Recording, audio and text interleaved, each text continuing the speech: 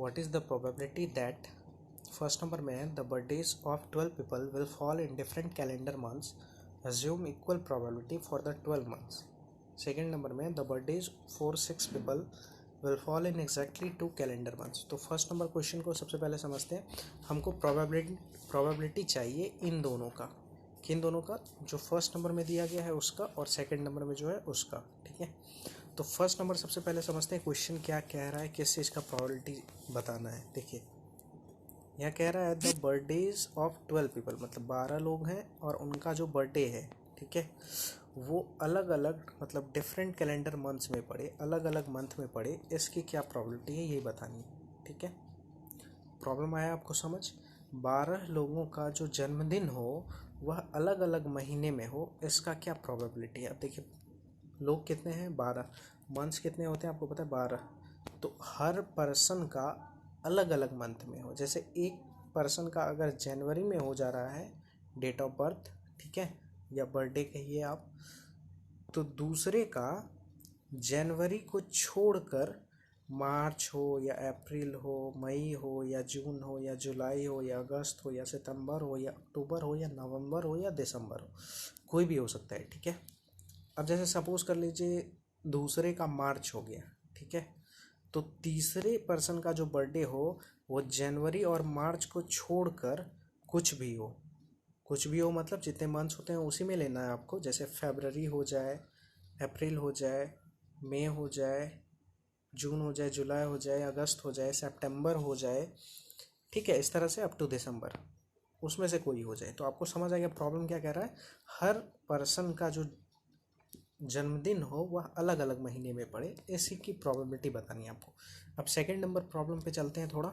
देखिए second number में कहा जा रहा है the birthdays for 6 people will fall in exactly 2 calendar months. यहाँ पे 6 ही पर्सन है, ठीक है, 6 पीपल है ना, तो 6 लोगों का जो बर्थडे जो हो वो 2 मंथ में ही हो जाए, एग्जैक्टली 2 मंथ्स, मतलब ना तो 2 मंथ से अधिक ना तो 2 मंथ से कम।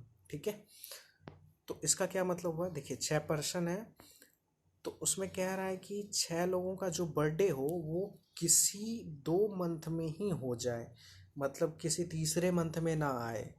ठीक है, जैसे मान लेते हैं आपके पास कोई, जैसे सपोज कीजिए 6 पर्सन है, ठीक है, मान लेते हैं 4 का बर्थडे जनवरी में हो गया और 2 का बर्थडे अगस्त में हो गया, तो 6 लोग थे, 6 का बर्थडे किस किस, इन 6 लोगों का बर्थडे किस किस मंथ में पड़ा, जनवरी और अगस्त में, 2 मंथ में सिमट के रह गया, तो ये कंडीशन इसमें आएगा। ठीक है, इस कंडीशन की बात हो रही है। ठीक है, अब देखिए दूसरा चीज़ हम आपको दिखा रहे हैं, मान लेते हैं कि 3 लोगों का बर्थडे फरवरी में आया, ठीक है, और 3 लोगों का बर्थडे दिसंबर में पड़ा, तो ये भी कंडीशन इसमें आएगा। ठीक है, क्योंकि देखिए 6 लोगों का बर्थडे किन 2 मंथ में सिमट के रह गया, फरवरी और दिसंबर में, तो ये आएगा। अब जैसे सपोज कीजिए 6 पर्सन है आपके पास, मान लेते हैं कि 4 का बर्थडे जो हुआ वो जनवरी में हुआ, ठीक है, 1 का बर्थडे जो हुआ वो मार्च में पड़ गया, ठीक है, और 1 का जो बर्थडे हुआ वो अगस्त में पड़ गया। ठीक है, तो देखिए 6 लोग हैं, 4 1 5 1 6, 4 का बर्थडे जनवरी में, 1 का मार्च में और 1 का अगस्त में, लेकिन इन 6 लोगों का यहाँ पे देखिए 3 मंथ में आ गया, मतलब 3 मंथ में सिमट के रह गया, जनवरी में, मार्च में और अगस्त में, लेकिन यहाँ क्या है, क्या रहा है, एग्जैक्टली 2 कैलेंडर मंथ्स, मतलब 2 ही मंथ में आना चाहिए था, तो ये कंडीशन यहाँ पे नहीं आएगा। तो आपको समझ आ रहा है क्या कह रहा है क्वेश्चन, कह रहा है कि 6 लोगों का बर्थडे एग्जैक्टली 2 कैलेंडर मंथ में ही हो जाए, इसी की प्रोबेबिलिटी बतानी है आपको। ठीक है, तो अब हम इसको सॉल्व करते हैं। देखिए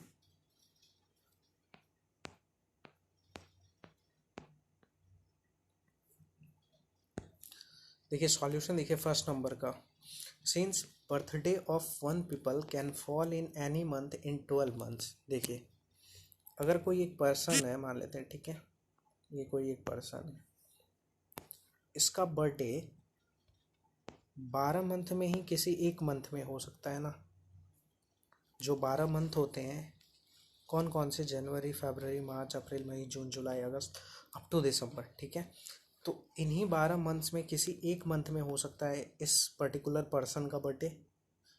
तो वही यहाँ पे कहा जा रहा है, since birthday of one people can fall in any month in 12 months, किसी एक मंथ में आ सकता है 12 महीने में से, ठीक है। That is the birthday of one people can fall in 12 ways. एक आदमी का बर्थडे जो है वह 12 तरीके से हो सकता है। एक आदमी का बर्थडे 12 तरीके से हो सकता है। कैसे, देखिए बता रहे हैं। या तो इसका बर्थडे जनवरी में आ सकता है, या फरवरी में, या मार्च में, या फिर अप्रैल में, या फिर मई में, या जून में, या जुलाई में, या अगस्त में, या सितंबर में, या अक्टूबर में, या नवंबर में, या दिसंबर में, ठीक है। तो कितने मंथ हो गए, 12। मतलब एक आदमी का जो बर्थडे है वह 12 तरीके से हो सकता है। तो वही यहाँ पे लिखा गया है, that is the birthday of one people can fall in 12 ways, मतलब 12 तरीके से हो सकता है। सो देखिए यहाँ पे बात हो रही थी 12 लोगों की। तो यहाँ पे जब एक पर्सन का बर्थडे 12 तरीके से हो सकता है, ठीक है, तो birthday of 12 people can fall इन, तो 12 लोगों का बर्थडे कितने तरीके से होगा। जब देखिए एक पर्सन का बर्थडे कितने तरीके से हो सकता है, 12 तरीके से। कैसे कैसे, या तो जनवरी में हो जाए, पहला वे हो गया, या फरवरी में हो जाए, दूसरा वे हो गया, या मार्च में हो जाए, तीसरा वे हो गया। इसी तरह दिसंबर तक आइएगा तो कितना वे होगा, 12 वेज हो जाएगा। तो एक पर्सन का बर्थडे 12 तरीके से हो सकता है, तो 12 पर्सन का कितने वेज से होगा, 12 टू द पावर 12, ठीक है, 12 पे पावर 12, इतने वेज हो जाएंगे 12 लोगों के बर्थडेज के लिए, ठीक है। तो देखिए वही लिखा गया है, so birthday of 12 peoples can fall in 12 to the power 12 ways, ठीक है। अब देखिए, if S be the sample space, अगर एस हम मान लेते हैं सैम्पल स्पेस है, तो सैम्पल स्पेस की कार्डिनलिटी क्या हो जाएगी इस केस में, n of s is equal to 12 to the power 12, ठीक है। अब देखिए, let E be the event that the birthdays of 12 people will fall in different calendar months. हम लोग मान लेते हैं ई एक इवेंट है इस तरह से कि 12 लोगों का जो जन्मदिन है वह अलग अलग मंथ में पड़ रहा है, और इस चीज़ के इवेंट को हमने क्या माना, ई मान लिया, ठीक है। क्योंकि हमको यही तो फाइंड आउट करना है ना, ऐसे की प्रोबेबिलिटी निकालनी है, तो पहले इवेंट तो आपको मानना होगा ना उस चीज़ को। तो हमने मान लिया कि 12 लोगों का जो बर्थडे है, मतलब 12 लोगों का जो बर्थडे है वो डिफरेंट कैलेंडर मंथ में पड़ रहा है, और इस चीज़ के इवेंट को हमने ई मान लिया। तो let E be the event that the birthdays of 12 people will fall in different calendar month, ठीक है। तो देखिए देन एन ऑफ ई, मतलब कार्डिनलिटी ऑफ ई क्या होगा, देखिए यहाँ पे सबसे पहले हमको मंथ सेलेक्ट करने हैं, कितने, क्या करने हैं, मंथ सेलेक्ट करने हैं। तो मंथ कितने होते हैं, 12। और क्या रहा है यहाँ पे इवेंट में, जो हम लोगों को जिस चीज़ का प्रोबेबिलिटी चाहिए उसमें कह रहा था, तो उसी को देखते हुए ना हमने इवेंट माना है। तो इवेंट में क्या है कि 12 लोगों का जो बर्थडे हो वह अलग अलग मंथ में हो। मतलब क्या हुआ कि पर्सन कितने हैं हमारे पास, 12, और मंथ भी कितने हैं, 12। तो सबसे पहले अगर अलग अलग मंथ में होगा, 12 लोग हैं और 12 पर्सन है और 12 मंथ है, ठीक है। तो अलग अलग हर पर्सन का अलग अलग मंथ में हो, इसका मतलब क्या हुआ, सारा 12 मंथ में हो जाएगा, क्योंकि 12 लोगों का अलग अलग कीजिएगा तो इधर का भी सारा जो 12 पर्सन है उसका अलग अलग करते करते क्या हो जाएगा, यहाँ कितना टोटल मंथ लेना होगा, 12 का 12 मंथ आएगा, क्योंकि 12 पर्सन है, ठीक है। ये आपको समझ आया। तो सबसे पहले हम लोग सेलेक्शन ऑफ ये मंथ करते हैं, ठीक है। तो देखिए 12 मंथ होते हैं, उसमें से कितने मंथ को सेलेक्ट करना है, 12 लोगों के लिए अलग अलग मंथ में बर्थडे हो, इसके लिए हमको कितना मंथ सेलेक्ट करना होगा, 12 मंथ सेलेक्ट करना होगा ना, तब ना अलग अलग होगा, क्योंकि 12 लोग हैं। तो 12 में से हमने सेलेक्ट कर लिया 12 को, तो 12C2 कॉम्बिनेशन लगाया सी, ठीक है। तो इसको आप सिलेक्शन भी बोल सकते हैं, 12C12, मतलब 12 में से 12 को सेलेक्ट किया। और ये सेलेक्शन किस चीज़ का है, ये मंथ का सेलेक्शन है, ये मंथ्स का सेलेक्शन है, ठीक है, 12C12। अब देखिए यहाँ हो गया, ये तो सिलेक्शन ऑफ मंथ्स हो गया। अब देखिए 12 मंथ हमने सेलेक्ट कर लिया, कौन कौन सा 12 मंथ हमने सेलेक्ट किया, देखिए पहला मंथ ये सेलेक्ट किया, दूसरा मंथ ये, तीसरा ये, चौथा ये, पांचवा ये, छठा ये, इस तरह चलते चलते चलते चलते 12वां ये। ठीक है, डॉट डॉट लिख दिया गया, आप लिख सकते हैं इस तरह से। देखिए, तो पहले मंथ में हम लोग मान लेते हैं, मेरे पास कितना आदमी है, 12, तो मान लेते हैं पहले मंथ में 12 में से एक का बर्थडे हो गया। तो अब यहाँ पे सिलेक्शन ऑफ पर्सन हो रहा है, ये जो हुआ ये सिलेक्शन ऑफ मंथ्स था। ठीक है, अब यहाँ से जो स्टार्ट हो रहा है ये पूरा ये सिलेक्शन ऑफ पर्सन है। ठीक है, पीपल है इन डिफरेंट कैलेंडर मंथ्स। तो देखिए ये 12 मंथ्स हो गए, हमने सेलेक्ट किया। अब देखिए इसमें मान लेते हैं कि ये पहला मंथ है, ये दूसरा मंथ है, ये तीसरा मंथ है, चौथा, पांचवा, छठा, इसी तरह ये 12वां डॉट डॉट करते हुए। ठीक है, तो पहले मंथ में मान लेते हैं कि 12 लोग थे हमारे पास, 12 में से पहले मंथ में एक इंसान का मतलब एक पर्सन का बर्थडे आ गया। ठीक है, तो 12 लोगों में से कितने लोग को सेलेक्ट किए पहले मंथ में, एक लोग को, क्योंकि डिफरेंट मंथ में लाना है ना सभी का बर्थडे। तो 12 लोग हैं, 12 में से हमने मान लिया कि पहले मंथ में एक का बर्थडे आ रहा है। ठीक है, इनटू, अब देखिए 12 लोग में से एक को तो हम ले लिए पहले मंथ में, तो अब मेरे पास कितने पर्सन बचे, 11% बचे, क्योंकि 12 में से एक तो आ गया इस मंथ में। अब दूसरे मंथ में देखिए 11 लोग थे, 11 में से हमने सेलेक्ट कर लिया फिर एक पर्सन को इस दूसरे मंथ में। ठीक है, सिमिलरली फिर अब हमारे पास कितने पर्सन बचे, अब 10 बचे, क्योंकि 11 में से एक ले लिया, तो अब 10 बचे। 10 में से मान लेते हैं कि एक पर्सन का बर्थडे जो है ये तीसरे मंथ में आ गया। ठीक है, इसी तरह फिर मान लिया कि अब कितने पर्सन बचे, 9, 9 में से फिर एक पर्सन का बर्थडे इस चौथे मंथ में आया। ठीक है, फिर इसी तरह मान लेते हैं कि अब कितने पर्सन बचे, 8% बचे। ठीक है, तो उनका बर्थडे इस छठे मंथ में आया। सिमिलरली करते करते आप लास्ट में यहाँ पहुँचिएगा, आप 7C1 into 6C1 into 5C1 भी लिख सकते थे, into 4C1 into 3C1 into 2C1 into 1C1। Last में हमारे पास एक पर्सन बचेगा जिसका बर्थडे इस लास्ट वाले मंथ में हुआ, तो 1C1, एक पर्सन बचा था, उसमें सेलेक्ट करना है एक को, क्योंकि बस यही पर्सन बचा था, अब तो बचा नहीं है आदमी, हो गया। तो अब देखिए, अब इसको बस सॉल्व कर लेंगे। तो NCN का फॉर्मूला होता है, देखिए कॉम्बिनेशन का फॉर्मूला होता है NCR बराबर होता है factorial N by factorial N minus R into factorial R। ठीक है, तो इस पे पूरा सॉल्व हो जाएगा, उसी का जनरलाइज ये एक फॉर्म है, उसी से निकला हुआ है। ठीक है, NCN इज इक्वल टू 1 होता है। ठीक है, तो यहाँ देखिए NCN के फॉर्म में मतलब 12C12, तो इसका क्या हो जाएगा, 1 हो जाएगा, इनटू, अब देखिए 12C1 को जब सॉल्व कीजिए तो ये 12 हो जाएगा, इनटू फिर ये 11C1 का वैल्यू 11 आएगा, इसी तरह सारे का आएगा 1 तक, 1C1 का वैल्यू 1 आएगा। तो देखिए यहाँ पे 1 into 12 into 11 into 10 into 9 into dot dot dot into 1, तो 1 से लेके कहाँ तक मल्टीप्लाई है ये, 12 तक, तो क्या हो जाएगा, फैक्टोरियल 12 हो गया। यहाँ तक आया आपको समझ। फिर देखिए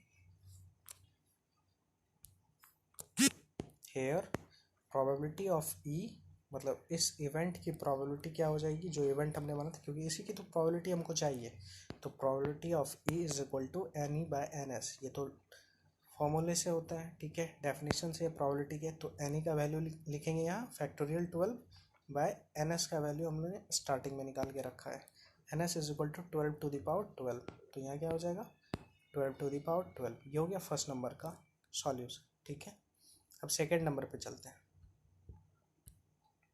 देखिए फर्स्ट नंबर हो गया, अब सेकेंड नंबर, यहाँ 6 लोगों का बात है। ठीक है, और 2 मंथ में ही हो जाना चाहिए उन 6 लोगों का बर्थडे, इसका क्या प्रोबेबिलिटी, तो देखिए इसको सॉल्व करते हैं। Since birthday of 1 people can fall in any month in 12 months, देखिए किसी एक पर्सन का बर्थडे कितने मंथ में पॉसिबिलिटी है कि किस किस मंथ में हो सकता है, या तो जनवरी में हो सकता है, या तो फरवरी में, या मार्च में, या अप्रैल में, इसी तरह करते करते कहाँ तक, या तो दिसंबर में। ठीक है, तो किसी एक मंथ में पड़ सकता है, मतलब 12 महीने होते हैं, 12 महीने होते हैं, उसी 12 महीने में से किसी एक महीने में किसी एक इंसान का बर्थडे पड़ सकता है। तो हमने वही लिखा है, since birthday of one people can fall in any month in 12 months, 12 महीने में से किसी एक मंथ में एक आदमी का बर्थडे पड़ सकता है। That is the birthday of one people can fall in 12 ways. एक इंसान का बर्थडे जो है वह 12 तरीके से हो सकता है। क्या बोल रहे हैं हम, एक इंसान का जो बर्थडे है वो 12 तरीके से हो सकता है। कैसे हो सकता है, देखिए, या तो जनवरी में हो जाए, या तो फरवरी में हो जाए इस इंसान का बर्थडे, या तो मार्च में हो जाए, या तो अप्रैल में हो जाए, इसी तरह करते करते करते करते या तो दिसंबर में हो जाए। तो टोटल मंथ्स कितने होते हैं, 12। टोटल नंबर ऑफ मंथ्स कितने होते हैं, 12। तो वही हमने लिखा, एक इंसान का जो, एक पर्सन का जो, हाँ, ये कितने तरीके से बर्थडे हो सकता है, 12 तरीके से हो सकता है। ठीक है, तो वही लिखा गया, that is the birthday of one people can fall in 12 ways. 12 तरीके से किसी एक इंसान का बर्थडे हो सकता है, मंथ के अकॉर्डिंग अगर चलते हैं तो। ठीक है, क्योंकि यहाँ बात मंथ की हो रही है इसलिए ऐसा।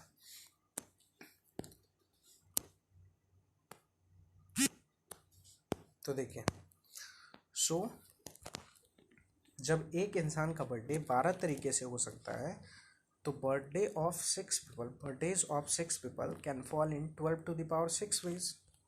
मतलब 12 पे पावर 6 तरीके से हो सकता है। एक आदमी का बर्थडे 12 तरीके से हो सकता है। तो 6 लोगों का बर्थडे कितने तरीके से हो सकता है, 12 टू द पावर 6, इतने तरीके से। ठीक है, तो now if S be the sample space, अगर एस सैंपल स्पेस मानते हैं तो कार्डिनलिटी क्या हो जाएगा सैंपल स्पेस का इस केस में, जिसको हम लोग लेके चल रहे हैं 12 टू द पावर 6, क्योंकि इतना पॉसिबिलिटी है, इतने तरीके से बर्थडे 6 लोगों का हो सकता है। 12 to the power 6, 12 to the power 6।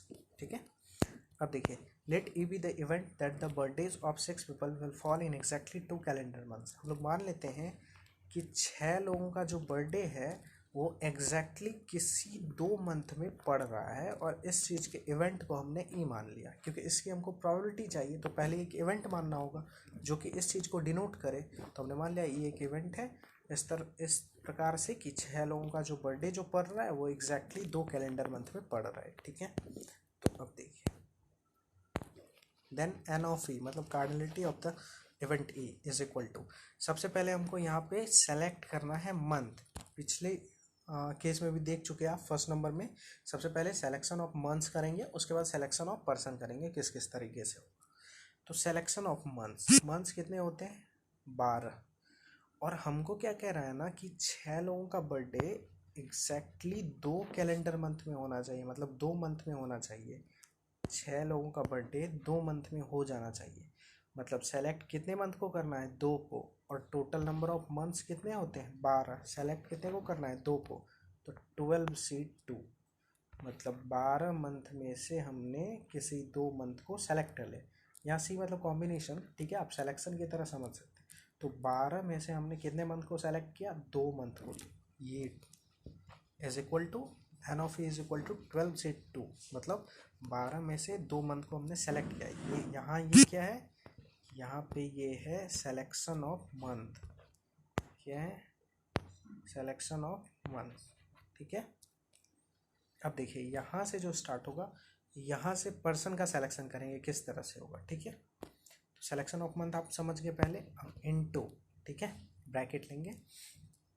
फिर देखिए 12 में से हमने 2 मंथ को सेलेक्ट कर लिया। ठीक है, तो पहला मंथ ये है और दूसरा ये। ठीक है, तो मान लेते हैं कि हमारे पास पर्सन कितने थे, 6 में से मान लेते हैं इस पहले मंथ में 6 में से किसी एक का बर्थडे हो गया।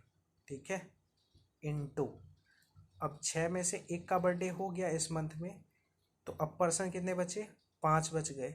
तो मान लेते हैं कि दूसरे मंथ में पाँचों के पाँचों का बर्थडे हो गया, तो 5 पर्सन में से सिलेक्शन कितने का, 5 का, इस सेकेंड मंथ के लिए। ठीक है, अब देखिए, एक तो इस तरह से हो सकता था।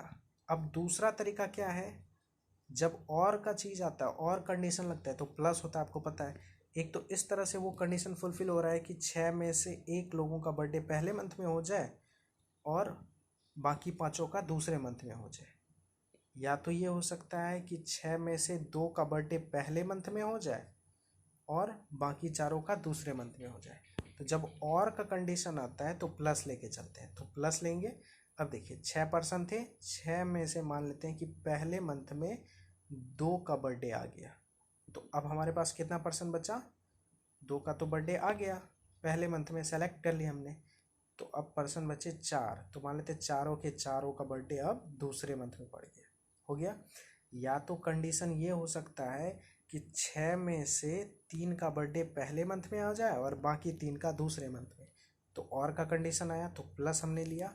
फिर देखिए ये 2 मंथ है, तो 6 पर्सन में से मान लिया कि 3 पर्सन का जो बर्थडे है वो फर्स्ट मंथ में है और बाकी 3 का मतलब 3 पर्सन बचे अब, क्योंकि पहले मंथ में 6 में से 3 पर्सन का हो गया बर्थडे, तो अब पर्सन कितने बचे 3, और इन तीनों में से तीनों का बर्थडे दूसरे मंथ में पड़ गया, तो 3C3, ठीक है। या तो ऐसा हो सकता है, तो जब या का कंडीशन आएगा तो प्लस, या तो ऐसा हो सकता है कि 6 में से 4 का बर्थडे जो है वो पहले मंथ में आ जाए और बाकी 2 का दूसरे मंथ में, तो वही हमने लिखा। तो या का या मतलब और का जब आए कंडीशन तो आपको प्लस यहाँ लगाना होगा। तो 6 लोगों में से 4 लोगों का बर्थडे हमने क्या माना, यहाँ पे सेलेक्ट कर लिया कि फर्स्ट मंथ में हो जाए, और बाकी कितने बचे 2, और 2 के दोनों लोगों का मतलब 2C2, 2 लोगों में से दोनों को सेलेक्ट कर लिया, उनका बर्थडे दूसरे मंथ में आ जाए, ठीक है। या ऐसा भी हो सकता था कि 6 लोगों में से 5 लोगों का बर्थडे पहले मंथ में हो जाए और जो बचा, अब क्या बचा मतलब एक आदमी और बचा, उसका बर्थडे दूसरे मंथ में हो जाए, तो 1 पर्सन बचे थे, उसमें से सेलेक्ट कितने को किया, 1 को, तो 1C1, ठीक है। तो ये इतना सारा हो सकता है। पहला तो ये हो सकता है कि 6 में से, फिर एक बार हम समझा दे रहे हैं, ये सिलेक्शन ऑफ मंथ हुआ। मंथ क्यों सेलेक्ट, 2 मंथ को सेलेक्ट किए, क्योंकि क्वेश्चन में कह रहा है कि 6 लोगों का बर्थडे एग्जैक्टली 2 कैलेंडर मंथ में पड़े, तो 12 टोटल नंबर ऑफ मंथ्स कितने होते हैं 12, 12 में से कितने मंथ को सेलेक्ट करना है 2 को, 12C2, ठीक है, इनटू। अब देखिए यहाँ 2 मंथ हैं इस तरह से, ये पहला ये दूसरा, ठीक है। तो क्या क्या पॉसिबिलिटी है कि पहले मंथ में 6 में से 1 का हो जाए और दूसरे में बाकी बचे पाँचों का हो जाए, ठीक है। या तो 6 में से पहले मंथ में 2 का बर्थडे हो जाए और बाकी बचे चारों में से चारों का दूसरे में हो जाए। या तो हो सकता था 6 में से किसी 3 का बर्थडे पहले मंथ में हो जाए और बाकी बचे तीनों के तीनों का बर्थडे दूसरे मंथ में हो जाए। इसी प्रकार से या तो ये हो सकता था कि 6 में से किन्हीं 4 का बर्थडे फर्स्ट मंथ में हो जाए और बाकी बचे दोनों लोगों का बर्थडे सेकेंड मंथ में हो जाए, ठीक है। या तो ये कंडीशन हो सकता था कि 6 में से 5 लोगों का बर्थडे पहले मंथ में पड़ जाए और जो बचे मतलब 1 पर्सन जो बचे उनका बर्थडे दूसरे मंथ में पड़ जाए। तो जब या का कंडीशन में चला मतलब और के कंडीशन में आया तो प्लस ले लेके चले, ठीक है। तो ये आपको समझ आया। फिर देखिए अब बस इसको सॉल्व करना है। क्या करना है, इसको सॉल्व करना है। देखिए हम फिर से फॉर्मूला इसका बता देते हैं। ये कॉम्बिनेशन का फॉर्मूला होता है NCR इज इक्वल टू होता है factorial n by factorial n minus r into factorial r, ठीक है। तो जब आप NCR के फॉर्मूले पे इसको पुट, जैसे 6C1 है तो यहाँ n का वैल्यू क्या हो जाएगा 6 और r का वैल्यू क्या हो जाएगा 1। तो इस फॉर्मूले पे जैसे पुट करेंगे तो आपको वैल्यू मिल जाएगा, ठीक है। बस आपको फैक्टोरियल ब्रेक करने आना चाहिए, वो तो आता ही होगा। तो देखिए अब और एक चीज़ यहाँ पे एक चीज़ और बता देते हैं। NCN का वैल्यू जो होता है ना वो 1 होता है। क्या होता है 1 होता है। ये कैसे होता है देखिए, अभी हमने क्या बताया फॉर्मूला क्या होता है NCR is equal to what factorial n by factorial n minus r into factorial r, ऐसा बताया हमने। अब देखिए अगर NCR है और R के जगह पे अगर n ही आ जाए, ठीक है, NCN बराबर क्या हो जाएगा बोलिए तो, यहाँ हो जाएगा factorial n by factorial n minus n होगा, फिर इनटू में फैक्टोरियल n। तो ये किसके बराबर हो जाएगा, ये चीज़ किसके बराबर बराबर हो जाएगा फैक्टोरियल n बाय, अब देखिए फैक्टोरियल n माइनस n, तो फैक्टोरियल ज़ीरो का वैल्यू होता है 1, फैक्टोरियल 0 हुआ ये, और ये क्या हो जाएगा फैक्टोरियल n, ठीक है। और फैक्टोरियल 0 का वैल्यू होता है 1, तो ये दोनों कैंसिल होके क्या हो जाएगा, 1 आ जाएगा अल्टीमेटली। ठीक है, तो NCN का क्या होता है, NCN इज इक्वल टू 1। ठीक है, अब जैसे 5C5 है, इसका वैल्यू क्या हो जाएगा, 1 हो जाएगा, क्योंकि NCN के फॉर्मूले पे ये आ गया। ये बात आपको समझ आई। जैसे 16C16, इसका वैल्यू 1 हो जाएगा क्योंकि NCN के फॉर्मूले पे आ गया। तो बस वही फॉर्मूले को यूज़ किए हैं। उसके बाद फिर देखिए,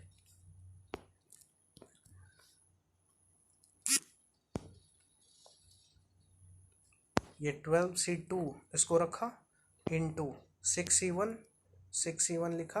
अब देखिए 5C5 का वैल्यू 1 लिखा इंटू 1 प्लस 6C2 रखा इंटू 4C4 का वैल्यू क्या रखा, 1 हो जाएगा 4C4 का वैल्यू, क्योंकि NCN के फॉर्मूले पे है। इसी तरह से ये सब कर लिया। ठीक है, जो भी है 2C2 का वैल्यू 1 हो जाएगा, फिर 1C1 का वैल्यू 1। ठीक है, यहाँ तक हो गया आपका। फिर देखिए is equal to 12C2 into bracket लिया 6C1 लिखा। अब इंटू 1 है तो यही हो जाएगा। फिर देखिए प्लस 6C2 इंटू 1 तो 6C2, फिर प्लस 6C3 इंटू 1 तो 6C3, फिर प्लस 6C4 इंटू 1 तो 6C4, प्लस 6C5 इंटू 1 तो 6C5। ठीक है, ब्रैकेट क्लोज। अब आगे देखिए 12C2 इंटू 6C1 लिखा, प्लस 6C2 वो लिखा, प्लस 6C3 ये लिखा, फिर प्लस 6C4 तो 6C4 प्लस है तो प्लस 6C5 है तो 6C5। अब देखें यहाँ पे थोड़ा एक चीज़ करना है, क्योंकि फॉर्मूले पे लाने के लिए ऐसा चीज़ करेंगे। ठीक है, वो बताते हैं आपको, खुद समझ में आ जाएगा। अब यहाँ क्या करेंगे, 6C0 को एक बार ऐड करेंगे और एक बार घटाएंगे तो फ़र्क नहीं पड़ेगा, तो लिखेंगे प्लस 6C0। इतना टर्म तो आपको समझ आ रहा है ना, ये तो ऊपर से लिखे। लेकिन अब क्या करेंगे, 6C0 को एक बार जोड़ेंगे और एक बार घटाएंगे, तो प्लस मतलब एक बार ऐड कर रहे हैं 6C0, और देखिए माइनस 6C0, एक बार ऐड किया और एक बार घटाए, तो ये दोनों मिलके क्या हो जाएगा, 0। तो कोई फ़र्क पड़ेगा इस रिजल्ट में, कोई फ़र्क नहीं पड़ेगा। सिमिलरली क्या करते हैं, एक बार 6C6 को ऐड करते हैं और एक बार 6C6 को सब्सट्रैक्ट करते हैं, तो ये दोनों माइनस होकर 0 हो जाएगा, तो फिर भी कोई फ़र्क नहीं पड़ेगा इस रिजल्ट में। तो वही क्या, प्लस 6C6 माइनस 6C6। ठीक है, ऐसा हो गया। अब देखिए, अब इसको थोड़ा सा रीअरेंज कर लेंगे। Is equal to 12C2 into, अब देखिए 6C0 है यहाँ पे प्लस में, तो इसको आगे लेके चलाए 6C0 प्लस 6C1 लिखे, प्लस 6C2 लिखे, फिर plus 6C3 plus 6C4 plus C5 sorry, plus 6। अब देखिए यहाँ पे इस टर्म को यहाँ लाए, 6C6 को सारा जो पॉजिटिव वैल्यू है वो सारा एक साथ लेते हैं। ठीक है, 6C6, फिर देखिए माइनस, अब क्या है, माइनस वाला दो टर्म था, एक ये और एक ये, तो इन दोनों को साथ ले लेते हैं, माइनस 6C0 माइनस 6C6। अब देखिए ये एक फॉर्मूले पे आ गया, इसलिए हम लोग ऐसा किए। क्या होता है फॉर्मूला, हम बताते हैं आपको। जैसे देखिए NC0 plus NC1 plus NC2, ठीक है, plus dot dot dot plus NCN is equal to 2 to the power n। ये फॉर्मूला होता है, और इसी फॉर्मूले पे लाने के लिए वो दो बार ऐड किए, एक बार उसको ऐड किए एक बार उसको ऐड किए, फिर दोनों को सब्सट्रैक्ट किए, बस फॉर्मूले पे लाने के लिए, क्योंकि हमको ये फॉर्मूला लाना था। तो देखिए अब ये फॉर्मूले पे आ गया 6C0, तो n के बदले क्या आ गया 6। ठीक है, और देखिए ये कहाँ तक गया, 6C6, मतलब NCN तक गया ना, इस वैल्यू तक। तो ये टोटल टर्म का क्या हो जाएगा value, 2 to the power n। तो n का वैल्यू यहाँ 6 जा रहा है, देखिए n का वैल्यू 6 जा रहा है, तो इसका वैल्यू क्या हो जाएगा यहाँ पे, 2 to the पावर 6 हो जाएगा इसका वैल्यू। बस ये फॉर्मूले पे लाने के लिए किए थे। अब देखिए यहाँ से लेके यहाँ तक का क्या हो जाएगा वैल्यू, 2 to the पावर 6 हो जाएगा। यहाँ से लेके यहाँ तक का वैल्यू हो जाएगा 2 to the पावर 6 फॉर्मूले से। अब चलते हैं आगे। तो हमने लिखा 12C2 जो ऊपर में था ये वाला टर्म इंटू, तो इंटू डाला, फिर ब्रैकेट था तो ब्रैकेट लिया। अब देखिए अभी बताए कि यहाँ से यहाँ तक का वैल्यू क्या हो जाएगा, 2 to the पावर 6, तो उसका पूरा का वैल्यू क्या लिखा, 2⁶, ये फॉर्मूला होता है, ठीक है। अब देखिए यहाँ तक तो हो गया, बचा कौन सा टर्म, ये और ये, तो -6C0। अब देखिए 6C0 का वैल्यू कंप्यूट करते हैं। आपको हम बता चुके हैं NCR का फॉर्मूला क्या होता है, factorial n by factorial n minus r, ठीक है, इंटू फैक्टोरियल r, है ना। तो देखिए NCR मतलब यहाँ पे हमको क्या निकालना है, 6C0 निकालना है। तो 6C0 n का वैल्यू क्या है, 6 रखना है, और r का वैल्यू क्या रखना है, 0। तो फैक्टोरियल 6 बाय फैक्टोरियल 6 माइनस 0, तो फैक्टोरियल 6 हो गया, फिर फैक्टोरियल 0। फैक्टोरियल 0 का वैल्यू क्या होता है, 1। तो ये क्या हो जाएगा, फैक्टोरियल 6 बाय फैक्टोरियल 6, ये कट के क्या हो गया, 1 कैंसिल हो गया, ठीक है। तो इसका वैल्यू क्या हो गया, 6C0 का वैल्यू क्या हो गया, 1 हो गया, क्या आया, 1 आ गया। तो हम 6C0 के बदले क्या लिख सकते हैं, -6C0 था तो -1 हो जाएगा, तो वही लिखा -1। अब देखिए अब ये टर्म से बचा -6C6। अब इसका फॉर्मूला बता चुके हैं हम आपको, NCN का फॉर्मूला क्या होता है, 1 for all n belongs to n, natural number का किसी भी n के लिए, ठीक है, नेचुरल नंबर के किसी भी n के लिए। तो 6 क्या है, नेचुरल नंबर में आता है, तो NCN के फॉर्मूले पे है ये 6C6, ठीक है। तो इसका वैल्यू क्या हो जाएगा, 1 हो जाएगा। तो माइनस लगा था इसके साथ 6C6 के साथ, तो -1, ठीक है, is equal to 12C2 into 2⁶ हो गया, -1 फिर -1, तो -2 हो गया ये। फिर देखिए probability of this event E क्या हो जाएगा, क्योंकि हमने इसी इवेंट को तो ई माना था, जो हमको निकालना, जिस चीज़ का प्रोबेबिलिटी हमको निकालना था उसी के तो इवेंट को हमने ई माना था ना। तो प्रोबेबिलिटी ऑफ ई क्या हो जाएगा, अब फॉर्मूले से प्रोबेबिलिटी ऑफ ई हो जाएगा NE/NS। तो NE का वैल्यू अभी निकाले, ये चीज़ NE का वैल्यू आप देख सकते हैं यहाँ पे, ये वैल्यू जो है NE का, इसी को सॉल्व करते करते ये इतना आया है, ठीक है, इतना आया है। तो NE के बदले क्या लिखेंगे, NE के बदले 12C2 into 2⁶ minus 2 by NS का वैल्यू था 12⁶। यहाँ आप देख सकते हैं NS का value, NS is equal to 12⁶, ठीक है। तो हमने वही लिखा 12⁶, ये हो गया आंसर। तो दोनों हो गया सॉल्व।